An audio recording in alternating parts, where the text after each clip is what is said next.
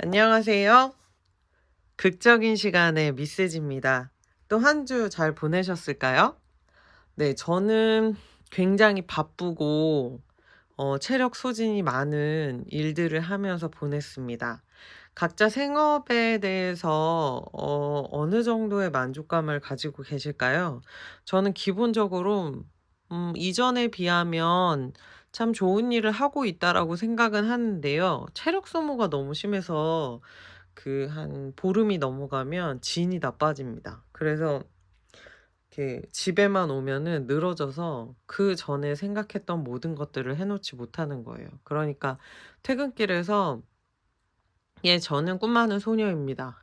그래서 '아 집에 가면 뭐도 하고 뭐도 하고 뭐도 해야지.' 이러고 나서 딱 현관문을 늙는 순간 반세기는 늙어버리는 것 같아요. 그래서 정말 쪼그라들어 가지고 아무것도 못 하는데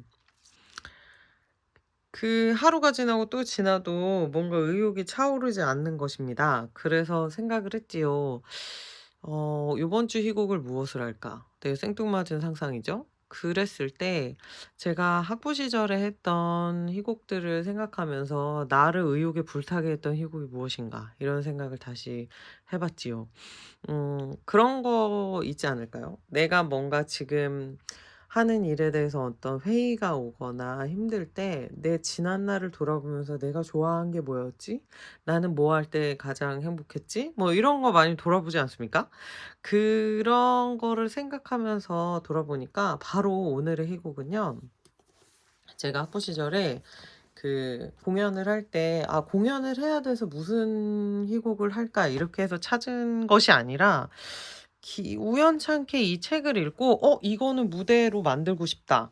근데 내가 배우로 서기에는 뭐 나도 부족하지만 쪼끔 어려움이 있을 수 있다 싶어서 배우를 섭외해서 그 공연을 올린 희곡이 있습니다. 바로 이겁니다. 마르크스 뉴욕에 가다. 그 당대라는 출판사가 그렇게 큰 출판사는 아닌데 여기에서 낸 희곡입니다. 당대라는 출판사는요. 희곡을 주로 내는 출판사도 아닙니다. 그런데 왜 이 당대라는 출판사가 이 마르크스 뉴욕에 가다라는 1 인극을 냈을까? 거기에 대해선 많은 얘기가 필요합니다. 오늘의 희곡은 사실 이야기가 많지 않습니다. 많지 않고 내러티브 자체 그러니까 플롯 자체가 복잡하거나 그런 건 아니어서 좀 외적인 얘기를 많이 하게 될 것 같습니다. 먼저 작가부터 얘기해야 될 텐데 하워드 진에 대해서 아시나요? 저는 사실 하워드 진을 잘 몰랐습니다. 그런데 어느 날 그 신문에 부고가 뜬 것을 보고 누구신데 저렇게 부고가 뜰까?' 그래서 이제 그분의 그 그분을 찾아보고 그분이 쓰신 글들을 이제 좀 봐야겠다 이 생각을 했죠. 근데 가장 대표적인 저서가 미국 민중사라는 책이고 이 하워드 진은 이제 미국의 어떤 하나의 인문학적인 사상에 대해서 많이 고민하고 이랬던 분인데 이분이 미국 민중사도 쓰시고 되게 다양한 책을 쓰셨어요. 그래서 '아 그럼 나도 이거 읽어 볼까?' 이렇게 생각해서 '미국 민중사를 사야지.' 봤더니 책이 너무 비싼 겁니다. 책이 너무 비싸다는 말은 굉장히 두껍다는 얘기죠. 그래서 '아 그 책을 내가 지금 산다고 해서 과연 읽을 것인가.' 이런 좀 두려움이 있었고 그다음 책들을 찾아보기 시작했습니다. 그중에 하나가 바로 요 희곡은 아닌데요. '달리는 기차 위에 중립은 없다.'라는 하워드 진의 자전적 역사 에세이입니다. 이 하워드 진이 어떻게 태어나서 어떤 삶을 살았으며 본인이 어떤 일들을 하다가 결국에는 공부를 해서 대학 교수가 됐는지, 그리고 교수가 됐을 때 자기가 어떤 학교에 취업을 했고 거기에서 그 학생들과 어떤 사회적인 활동들을 했는지를 하나하나씩 적어간 이야기가 바로 이 '달리는 기차 위에 중립은 없다.'라는 책인데요. 의미심장한 제목이죠. 자 달리는 기차에 그러니까 뭔가 움직이는 거에서는 어디론가 향해야 된다는 뜻으로 기억하고 있습니다. 이 하워드진의 시대에는 아무래도 이 마르크스에 대한 이야기를 안 할 수가 없는 거죠. 지금은 사실 그 자본주의에 대한 이야기가 많이 사라진 것 같아요.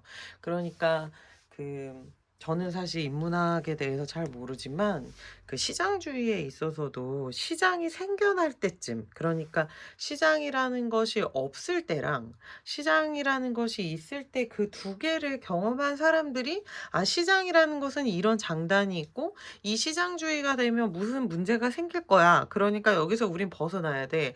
아니면 우리는 이것을 어떻게 해야 돼. 이런 얘기들을 하는 거죠. 그 자본주의도 마찬가지입니다. 이 자본주의라는 게 태동할 때는, 아, 이것은 나중에 어떤 큰 문제를 일으킬 수 있기 때문에 이렇게 해서는 안 돼. 아니야. 자본주의라는 것은 이렇게 해서 자연스럽게 생겨난 거기 때문에 뭐 어떻게 발전시켜 나가야 돼. 이런 단점들은 어떻게 극복하면 돼. 이런 좀 학자들이 자기의 생각들을 말하곤 했었죠. 그 공산주의에 대해서 얘기할 때 우리가 마르크스에 대해서 얘기를 많이 하죠. 근데 사실 요즘은 이런, 제가 뭐 사실 제가 일을 하느라고 세상의 어떤 흐름에 좀 어느 정도 좀 어 잘 몰라서일 수도 있을 것 같아요. 아니면 뉴스만 봐서일 수도 있는데 이전과는 또 다르게 아카데미들이 잘 일어나지 않고 뭔가 대중 강연도 많이 줄어들었고, 그래서 우리가 이런 인문학에 관한 고민들을 나눌 수 있는 그런 부분들이 많이 줄어들었다는 생각을 많이 합니다. 아무래도 코로나의 영향이 크니까 대중 강연에 대한 문제들이 많이 줄었을 것이고, 그 이후에 TV에서 이렇게 강연자를 불러서 듣게 되는 그런 강연 형식의 이야기들, 그런 인문학 이야기들을 많이 다루긴 했는데, 아무래도 방송이라는 것이 스펙트럼이 생각보다 넓지 않거든요. 무슨 말이냐면 보는 사람이 정말 다양하기 때문에 정말 세분하게 혹은 되게 어려운 문제를 얘기하기에는 그렇게 좋은 매체는 아닌 것이죠. 그러니까 대중적인 이야기를 계속하다 보니까 어려운 것을 쉽게 풀어서 설명해 주는 이야기들이 주를 이루게 되면서, 쉬운 말로 누군가에게 입문을 하고 교양을 알려주는 것은 굉장히 중요한 부분이긴 한데, 우리가 자꾸만 '아, 나는 요 기초를 알았으니까 난 다 알았어.' 이렇게 생각하고 이렇게 휙휙 넘어가는 경우들이 좀 생기는 걸 봤습니다.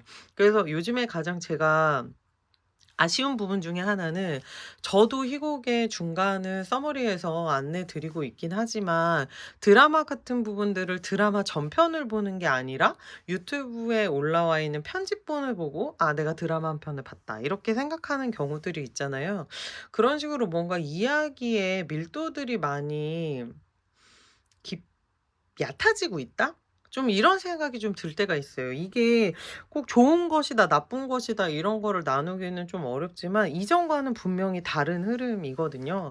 그래서 마르크스 뉴욕에 가다라는 작품은 그 마르크스에 대한 그 일대기, 그러니까 마르크스 평전에 가까운 이야기이긴 합니다. 그런데 이제 하워드 진이 그런 책을 여러 개 쓰면서 이제 대중 강연도 하고 또 뭐 교육도 하고 이렇게 이제 사람들과 이제 그 만들어 가면서 희곡을 한번 썼는데, 이 이야기가 주는 힘이라는 게 있거든요. 그러니까 그냥 대중 강연을 했을 때 사람들이 받아들이는 것과 이야기를 통해서 그 안에 숨겨진 가치들을 발견하는 것은 또 다른 곳을 터치한단 말이죠.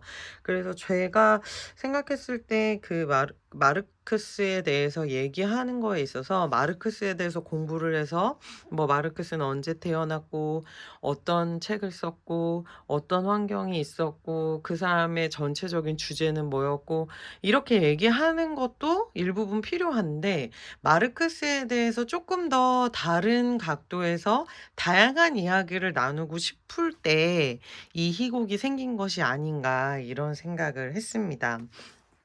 그 이 마르크스 뉴욕에 가다의 원제는요, 막스인 소호입니다. 제가 요곳을 공연을 하려고 이것저것 찾아봤는데요. 제가 크게 도움을 받은 게 바로 요 이사야 벌린이 쓴 마르크스 그의 생애와 시대라는 평전입니다. 이사야 벌린도 굉장히 이제 유명한 사상가인데 이 사람이 마르크스를 자기가 어떻게 보고 있는지에 대해서 이제 평전으로 써 내려간 형식이죠. 이것을 읽고 아 마르크스란 사람이 어떻게 태어났고 어떤 삶을 살았구나를 어느 정도 파악하고 나니까 저 뒤에 있는 마르크스 뉴욕에 가다라는 것을 읽으면서 아 이 부분이 이사야 벌린은 이렇게 생각해서 말했지만 하워드지는 이렇게 말했구나. 이렇게 좀 다양한 각도에서 볼 수 있었던 것 같아요. 제가 지금 서론이 굉장히 길죠? 네. 이런 얘기가 너무 하고 싶었거든요. 그다음에 이게 바로 원본이죠. 하워드지는 막스인 소호인데요. 이 막스인 소호라는 얘기를 시작하려면 이제 하려고 한 것입니다. 이 마르크스는 뭐 이름을 봐도 영국인은 아니죠. 독일에서 태어났는데 또 유대인이기도 했습니다. 근데 이제 그렇게 독일에서 자신의 그 생각을 글로 써서 신문도 내고 뭐 이랬는데 굉장히 괴짜였어요. 그러다 보니까 그 정부에서 이제 하는 일들이 마음에 안 드니까 폐간도 시키고 뭐 그래서 자기의 이야기를 겉으로 할 수 없게다 보니까 파리로 망명했다가 결국에는 뉴욕의 소호의 자리를 잡습니다. 그래서 이 소호에서 살면서 런던의 소호죠. 그래서 거기서 살면서 자기의 저작 활동 그리고 사회 운동 이런 것들을 해 나갔었는데요. 이 이제 마르크스가 이제 살면서 쓴 책들 그것 중에 가장 유명한 게 우리가 알고 있는 공산당 선언 그리고 자본론 이런 것들인데 그런 거 저작 활동하면서 지금 이 자본주의에 대해서 우리가 잘 생각해야 된다. 이것은 사람을 소외시키고 이 어떤 자본의 논리에 따라서 점점 더 나빠지는 것을 볼 수 있을 것이다. 그래서 우리는 결국에 이 자본이 승리하는 자본주의를 선택할 것이 아니라 사회주의, 공산주의를 선택하면서 우리 인간의 존엄을 찾아가야 된다. 뭐 이런 거를 하신 것 같아요. 그랬는데 그게 이제 극명하게 2차 세계대전하고 겹치면서 자본주의와 공산주의의 싸움 같은 그런 진영이 생기게 됐죠. 그래서 미국과 소련이 이제 격돌하는 그런 것들을 보게 되고 결국에 소련이 지금의 러시아 연합이죠. 소련이 붕괴하면서 이제 공산주의는 무너졌고 자본주의가 승리했다. 그런데 그러면서 공산주의의 어떤 정신적인 이론 바탕을 만들어준 마르크스가 말한 이론은 이제 끝났다. 죽었다. 이런 이제 얘기들을 막 하기 시작한 거죠. 이 하워드진의 마르크스 뉴욕에 가다라는 희곡은 1인극인데요. 이 마르크스가 죽어서 이 행태들을 이렇게 보는데 자본주의가 승리했다. 공산주의는 끝났다. 마르크스는 끝났다. 죽었다. 이런 얘기를 하는 거예요. 근데 이 사람 성정이 이럴 수 있지. 이러고 넘어가는 게 아니라 승질이 막 나가지고 자꾸 나더러 죽었다고 하는데 아니다. 사람들이 너무 잘못 알고 있다. 나 이 얘기 너무 하고 싶다. 나 너무 속상하다. 이렇게 말을 했더니 사후에 어떤 커뮤니티겠죠? 거기서 참아라. 이렇게 얘기를 한 거예요. 근데 마르크스 입장에서 아니다. 나에게 말할 시간을 조금만 주면 내가 대중에게 가서 니들이 잘못 알고 있다. 자꾸 내가 죽었다고 하는데 나의 이론은 아직도 살아서 지금 내가 말한 대로 자본주의가 이렇게 발전하고 있지 않냐. 이 말이 너무 하고 싶었던 거예요. 그런데 이제 요 1인극에서는 설정이 그렇습니다. 그래서 마르크스가 나를 다시 소호로 보내달라. 이렇게 얘기를 하면서 뭐 파업도 하고 같이 죽어있는 사람들한테 같이 동조도 구하고 연대도 구하고 아무튼 그래가지고 난리 북구등을 친 다음에 그래. 그럼 너에게 1시간에서 1시간 반 정도 말할 기회를 줄게 하고 소호로 보내주고 사람들이 모여있는 곳에 가서 마르크스가 돌아왔습니다. 여러분 잘 지내셨습니까? 그러면서 자기의 이야기를 하고 다시 돌아간다는 내용을 담은 게 바로 이 역사 모노드라마 마르크스 뉴욕에 가다입니다. 네. 이야기만 해도 재밌지 않을까요? 그러니까 이런 거는 되게 다양한 변주들이 가능하겠죠. 예를 들면 유명한 사람이 누가 있을까요? 유명한데 오해받은 사람? 잘 막 떠오르지 않겠죠? 근데 예를 들면 그럴 수 있잖아요. 마릴린 먼로. 마릴린 먼로도 너무 옛날 사람인가? 근데 아무튼 마릴린 먼로가 어느 날 나타나서 "여러분 저에 대해서 잘 모르시는 게 있는데 여러분은 제가 금발에 그 어떤 좀 어 영민하지 못한 약간은 그 모자란 느낌으로 그 섹스 어필을 했다."라고 하시는데요. "저는 사실 그런 사람이 아닙니다." 이렇게 얘기하고 돌아간다든지, 아니면은 또 우리가 알고 있는 뭐 어떤 인물들이 그러니까 유명하다고 생각한다면 예수가 다시 돌아와서 "너희가 예수에 대해서 잘 모르는 게 있다. 나는 사실 이런 얘기를 하려고 그때 와서 십자가를 진 것이다." 이런 얘기를 한다든지, 그러니까 지금은 떠나서 무대에 없어서 말할 수 없는 사람들을 다시 무대로 소환해서 얘기를 듣는 그런 아이디어가 있는 거죠. 저는 그래서 그런 것들을 보면서 '아주 좋은 아이디어에서 시작됐다.'라고 생각이 들었고, 이것을 읽을 때도 '아 마르크스가 이런 생각을 하면서 살았구나. 마르크스의 가족이 이랬구나. 마르크스의 저작은 혼자서 쓴 것은 아니구나. 아내인 예니가 정말 크게 도움을 줬구나. 그리고 마르크스 시대에 마르크스가 그렇게 자신의 의견을 정리해서 내놓을 수 있었던 거는 그 시대에 함께 오피니언 리더였던 사람들이 박 터지게 싸우면서 자신의 의견들을 좀 정련시킬 수 있었구나.' 이런 생각들을 하게 됐죠. 그리고 우리가 마르크스만 얘기할 때는 마르크스뿐 아니라 엥겔스에 대해서도 같이 얘기하게 되고, 그리고 이제 마르크스가 공산주의자라면 바쿠닌이라고 해서 아예 무정부주의자가 있거든요. 바쿠닌하고 싸우면서도 자신의 정치적인 입장들을 굉장히 잘, 정치라고 하기에는 사상에 대한 입장들을 이렇게 정리를 해 나갈 수 있는, 그러니까 우리가 '토론이 무슨 답이 있냐?' 이렇게 생각을 하지만 그런 논쟁을 통해서 나의 논리들을 잘 발전시켜 나갈 수 있게 한다. 이런 것들이 생각이 난다는 것이죠. 그래서 저는 이 마르크스 뉴욕에 가다가 마르크스에 대한 어떤 위인전기 하나를 읽는 것만큼이나, 근데 위인전기를 제가 좋아하진 않지만 평전을 읽는 것만큼 굉장히 좋은 마르크스 입문서가 될 수 있겠다라는 생각이 듭니다.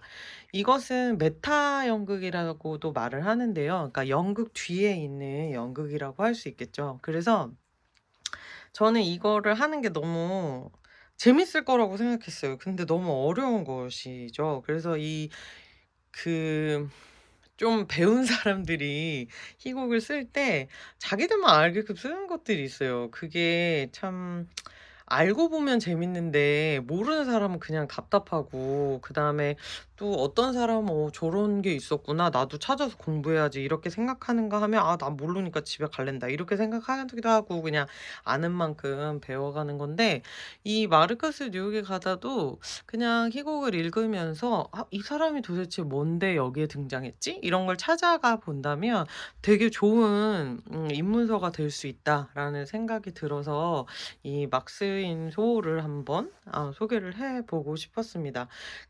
막스에 대해서 좀 더 얘기를 하면, 저는 뭐 이분이 어떻게 살았는지는 글로만 봤지 뭐 딴 걸 본 적이 없지만 외모를 봤을 때 굉장히 괴짜고, 그리고 이 책을 읽으면서 느낀 게 굉장히 우리가 아는 학자적인 모습과는 좀 다르다. 그러니까 '책상에 앉아서 그냥 글만 쓰는 사람은 아니었다.' 이런 생각을 많이 하게 되죠. 네. 책 속으로 들어가서 조금 대사를 보면서 얘기를 해 보겠습니다. 이 막스인 소호는요, 하워드 진이 희곡을 많이 쓰진 않았어요. 희곡 작가는 아니니까.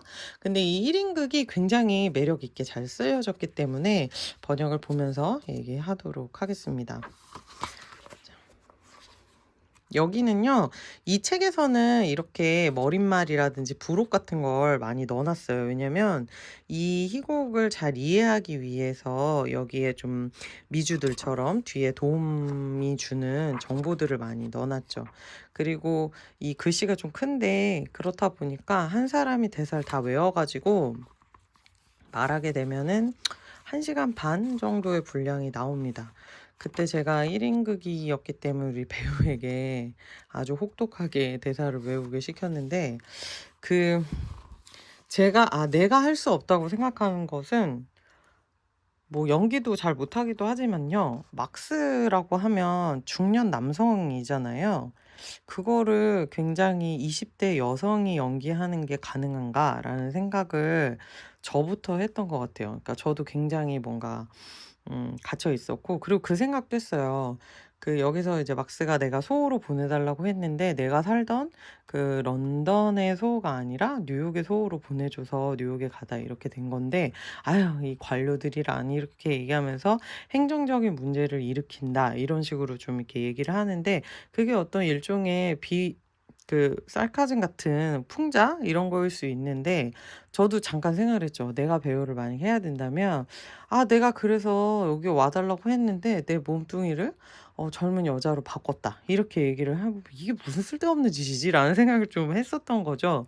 요즘에는 사실 젠더 프리 이렇게 좀 많은 시도들이 있어요. 그래서 남성의 역할을 여성이 한다거나 그런 것들을 많이 시도하는 것들이 있는데 그때 저는 거기까지는 생각을 못 했던 것 같아요. 제가 그렇게 창의적인 사람은 아니기도 했고 저는 사실 좀 보수적이라고 해야 되나? 아무튼 이게 기본적인 원래 원작자가 생각했던 그림을 그대로 보여주는 게 먼저여야 된다고 생각을 하거든요. 아마 그것은 제가 극작을 먼저 배워서였을 수도 있어요. 무슨 말이냐면 저번에 한번 동기 오빠 만났을 때 그런 얘기를 하더라고요. "내가 희곡을 써서 연출이랑 이 무대를 올리자." 이렇게 얘기를 했더니 연출이 각색을 하고 싶다고 했던 거예요. 아직 초연도 안 올린 희곡인데 각색을? 그러니까 거기서 이제 멘탈이 좀 부스스해지는 거죠. 그러니까 작가들은 내가 하고 싶은 말이 있는데 이것을 무대에 올릴 때까지 내가 원하는 메시지가 왜곡되지 않는 것이 너무나 중요하거든요. 그러니까 그렇게 해서 한 번 무대에 내가 하고 싶은 이야기 그대로 올라가는 것 그게 굉장히 중요하고 그다음에 각색을 하거든 뭐 이야기를 바꾸든 그거는 그다음에 연출가나 뭐 드라마터지나 뭐 요런 사람들이 바꿀 수 있는 것이지만 아니 먼저 원작이 뭔지는 알아야 되지 않냐 뭐 이런 거예요. 그래서 저는 인제 제가 포기했던 건 그런 거죠. 우리가 마르크스를 잘 모르는데 마르크스의 어떤 그 우리가 실제로 듣지 못했던 이야기들을 가공해서 만드는 것을 더 어렵게 만들 수 있겠다. 그런 생각이 들어서 했죠. 자 보면은 이렇게 무대를 그림으로 그린 게 이거고요. 여기 나옵니다. 객석에 조명이 들어옵니다. 객석의 일부를 비추고 무대 중앙에 조명이 들어오면서 테이블 하나 의자 몇 개 빼고는 텅 빈 무대를 보여준다. 마르크스가 나타나 가지고 이제 외모를 얘기하고요. 요 뒤에 "오 세상에 청중이라니." 그리고 얘기를 하죠. "여러분 이렇게 와 주셔서 정말 감사합니다. 여러분은 마르크스는 죽었다고 떠들어대는 저 얼간이들의 말을 속아 넘어가지 않았군요. 예, 나는 죽었습니다.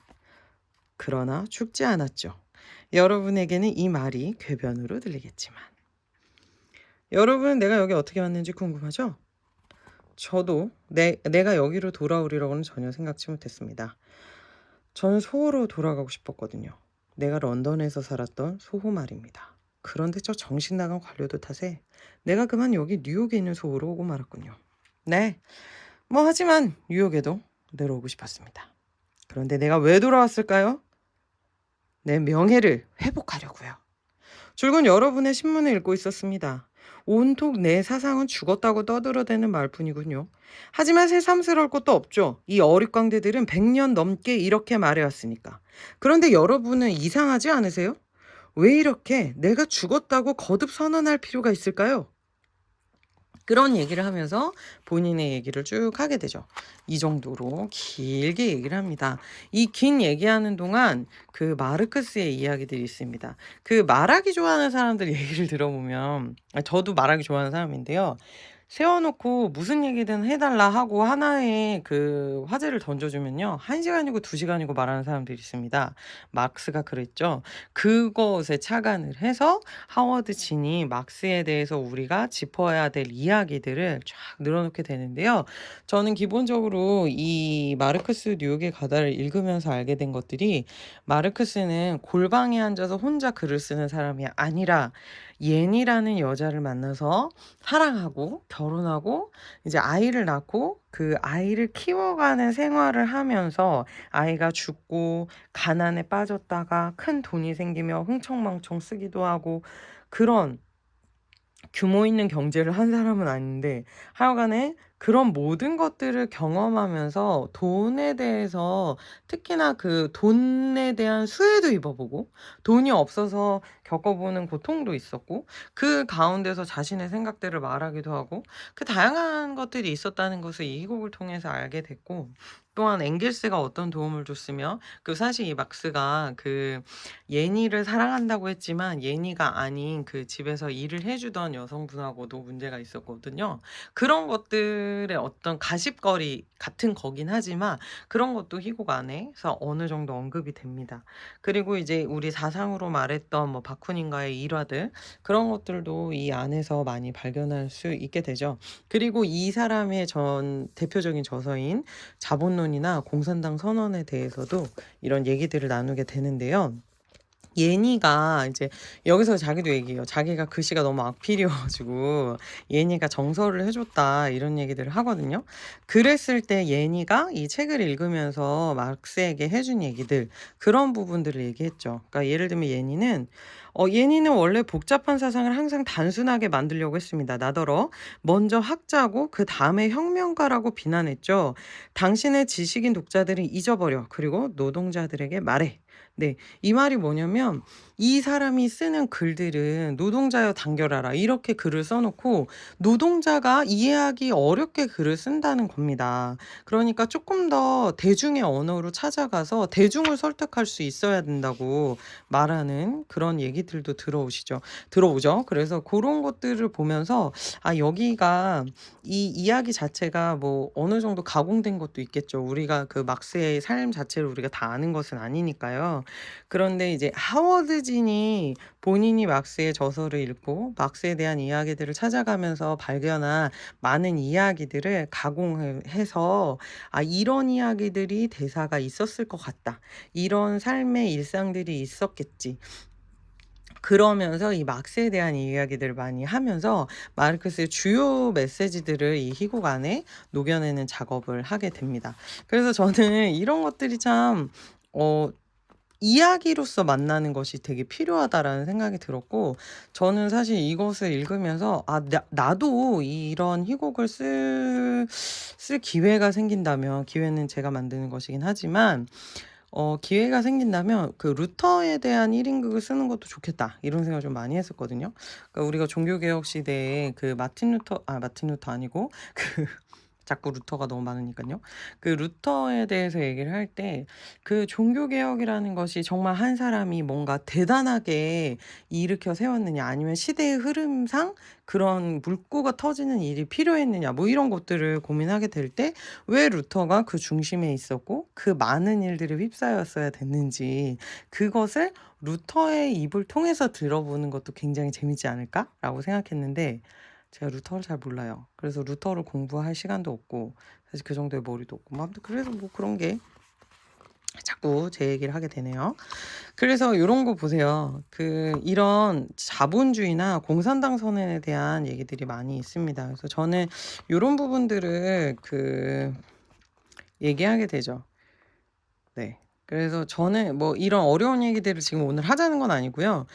우리가 좀 놓치고 있는 자본론 그리고 공산당 선언에 대해서 좀 어렵게 그 책을 찾아서 읽는 거는 사실 저희한테 그렇게 쉬운 일은 아닌 것 같아요. 아까 예니가 말했듯이 너무 어렵게 쓴 거죠, 마르크스가. 하지만 우리가 좀 더 조금 더 입문을 쉽게 하기 위해서는 그런 부분들의 책이 필요하다, 이런 생각이 듭니다.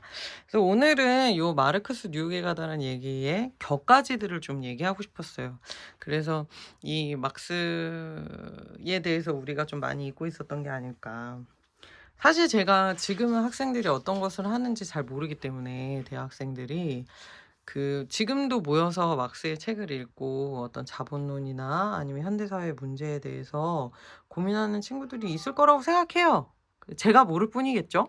그런데 이제 우리가 뉴스에서 보는 것은 입시를 힘들게 끝내고 대학생이 됐는데, 대학생이 되자마자 인턴십 준비를 해야 되고 공모전을 나가야 되고 학점 관리를 해야 되고, 이런 어떤 그 생존 사회의 경쟁에 막 그 휩싸이는 그 우리 20대 초반의 청년들의 얘기를 들으면은 진짜 좀 마음이 아프죠. 마음이 아프고, 우리에게 어떤 감성이라는 거 혹은 낭만 뭐 이런 것들, 아니면 인문학적인 이야기들을 할 수 있는 시대가 있을까. 그리고 예전에는 인문학 서적을 읽는다는 건 어떤 나의 그 고민들을 같이 해결하고 내 세계관 이런 것들을 고민하는 어떤 방편이었는데, 요즘에 인문학을 공부한다는 것은 결국에 스펙으로 좀 수렴하는 것 같아서 그게 좀 마음이 아픕니다. 어쩌면 희곡을 찾아 읽는 분들이 계시는 것도 스펙을 쌓는 것 중에 하나로 생각하실 수도 있을 것 같아요.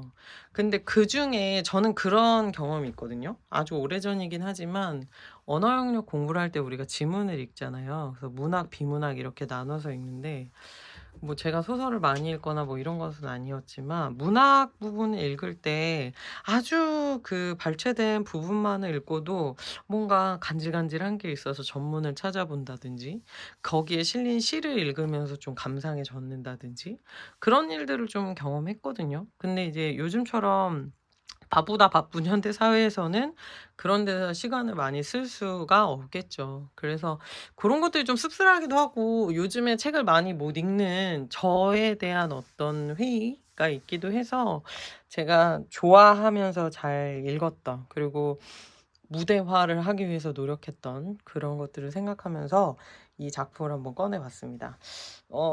네. 그래서 정말 시간이 되면 모여서 같이 읽으면서 저보다 많이 알고 계신 분들의 이야기를 좀 듣고 하고 싶은데, 그런 기회가 언젠간 오겠죠? 네. 그런 걸 생각하면서 또 이제 출근을 할 준비를 하고 또 하루를 살아야겠다, 이런 다짐을 합니다. 네. 그 일상을 바꾸는 방법은 결국에 저인 것 같아요. 그 무슨 말이냐면, 이거 약간 정신승리인데, 세계관, 그러니까 그 뷰라고 하잖아요.